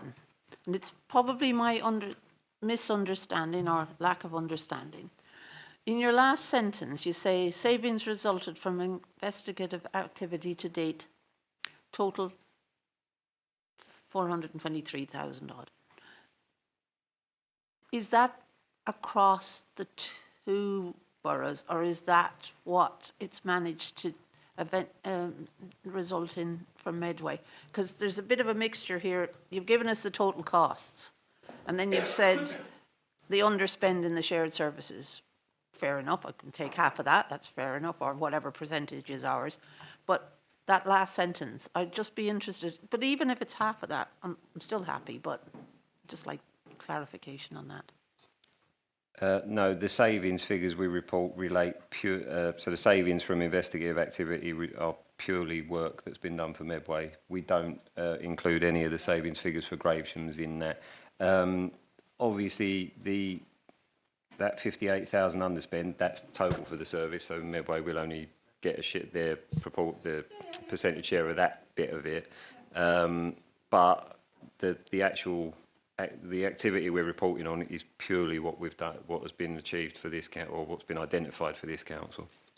I think, thank you for the clarification. I think this committee is happy to know that over 423,000 is being achieved through the investigative activity of our good officers on the shared service, and internal officers obviously as well.